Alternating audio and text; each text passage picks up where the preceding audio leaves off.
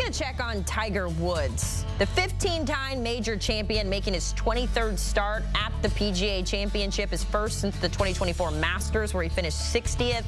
He started on the back nine. This is the 10th hole on his first shot. Nice little drive down the fairway, 293 yards from the big cat.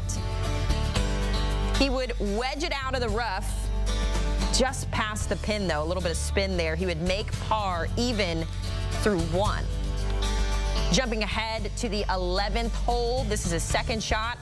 Tiger, out of the thick, hits the shot into the bunker. Tough break there for him. It would be up and down for bogey. Then on the 12th hole, after getting into some trouble off the tee, he buries the putt. Nice save there. Then on 13, 17 feet there for birdie. So we're back to even for the tournament. The first birdie of the day for Tiger. This is a long par putt on 15, but misses just short. A little curve there on the finish, so it's another bogey. He shot 37 on his opening 9. That is the third hole where Tiger walks in the birdie putt. So we're back to even. Then on 7, mid-range, buries it. 8, another mid-range par, misses it, back to even. Then on the 9th hole, Tiger under 10 feet for left par, so it was a tough day to end the opening round. He finishes at 1 over for round 1. Taking a look at his scorecard here, we mentioned it throughout the highlights, an up and down day, but Tiger said earlier in the week he believes he can still win a tournament. He's going to have to do a lot more than he did today if he's going to catch Xander Schauffele there at the top of the leaderboard.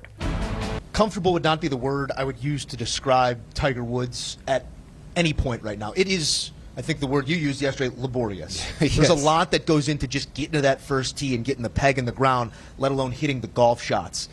For lack of a better term, Rick, he does limp home as we see here, bogey, but a 1 over, T63, he's going to have that carrot dangling in front of him on Friday that we've really dangled here over the last couple of years. That's making the cut at a major. Yeah, the 14 in the middle were great.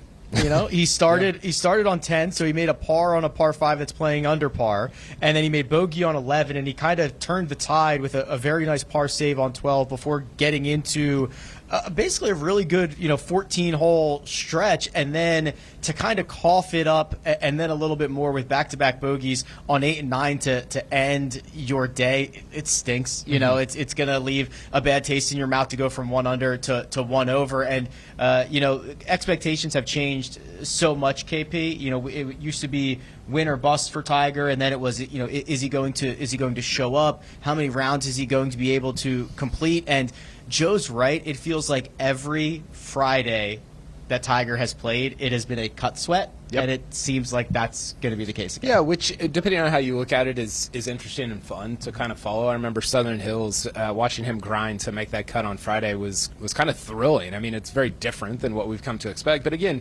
this is an expectations thing. It is I think those of us that are kind of involved and cover the sport and are, out here a ton, it's like, yeah, this 72 is actually a pretty good score for where Tiger's at physically. Now, if you're just jumping into, maybe you watch 3 or 4 tournaments a year, you tune in when Tiger's playing, you might think, oh, I thought this was Tiger. What's the deal? Well, this is Tiger. This is kind of the median of what I think we should expect at this point in his career from a physical standpoint. So I was impressed with his short game. His hands were really good. This could have been 75, honestly. He saved a bunch of pars, hit some long putts. He kind of showed a little bit of magic around the greens, but he just doesn't have the tee to green game to keep up with a Xander, a Rory, not to mention guys like Scottie Scheffler and Jon Rahm who are about to tee off.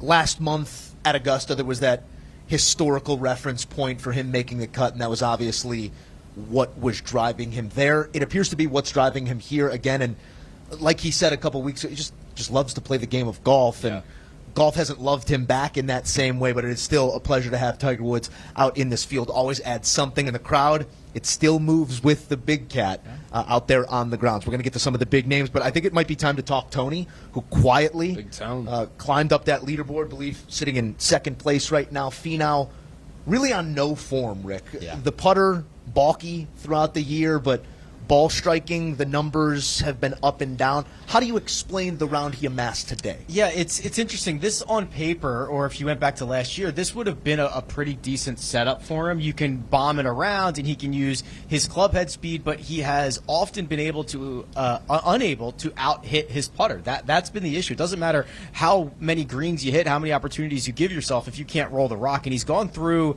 a couple of adjustments that he's made. He tried having that toe up very high in the sky. The Hideki. Yeah, it worked out for a little bit, and then the numbers kind of fell off a cliff, and he was giving 3, 4, 5 shots back every week that he played. And now he's starting to get into a little bit better of a routine, a little bit better situation, KP. And if he can unlock that part of his game, because he's always got pretty decent hands around the green, if he can unlock the putter, he is elite in some of the long game areas, and this is a good setup for that. It really is. I mean, you watch him out here just on the range, and it's like this is so. There's a handful of guys that you watch, and you're like, this is so easy. It looks so just almost flippant, almost nonchalant for him to hit it 310, 320, 330. And it's the type of golf course. I think about number 7. I was just watching Brooks Koepka and that crew on number 7, and Brooks hit it to 2 feet from 240 out or whatever he was, made 3 there, made eagle there. And that's the type of hole where, it's playing, I think, 570 today, 580, something like that, 590 maybe. It's the type of hole where if you have distance, it just is the biggest advantage. And that's an obvious thing, right, at par 5s, guys. But when you're walking around this place, this is a really weird thing to say out loud and a hard thing to explain, but it just feels big. It feels like it feels like the Polo Grounds out here. It's a massive ballpark, right? And so for somebody like Finau, I agree with you, Rick. I'm glad you said this. On paper, you're like, man, this fits Tony really well. And for him to go bogey-free so far through 17 holes, I think is it's exciting. I love having Finau involved at big-time major championships. Well, don't look now, but the aforementioned Brooks Koepka 4 under as he puts a birdie on top of that eagle at number 7 that you allude to there, KP. We'll get to Brooks a little bit later on once his round does go final, but I think we do have a couple others to explore here that are in the house. What is it, Jordan Edward Spieth? Jordan Alexander Spieth, pardon me. I hate to misremember the middle name there of the great Jordan Spieth, but a PGA Championship does the thing that only 5 before have done. And if this was going to be the round, I'm not sure you could have envisioned much better than a 2 under 69 to open coming in on little form. Yes, 3 squares on the card, but I think to borrow from Rick here, those are built into the models for Jordan Spieth. You're going to see a couple of those for him to offset with the number of birdies he made. You have to be enthused, KP, about what you saw through 18 holes. Well, first of all, I'm not enthused that you're asking me golfer middle names on live television. I know you know all of them. That is terrifying. No, this was great. I mean, listen, like I did not come into. I think so. You go back to he won the Open Championship in 2017. So, that's when the PGA was still in August. So from 2017 on, he's had a shot at the Career Slam. And I think coming into this week might have been the lowest of all those expectations. Maybe 2019 and Bethpage, expectations were not very high.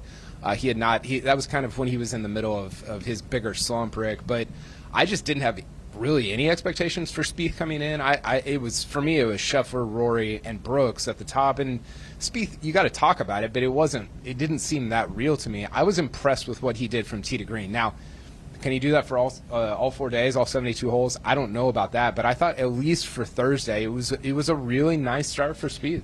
I would like to get deep on a Spieth theory if I. Oh, this is the time and place. Yeah, you're at the right. I've got the right audience. Yeah.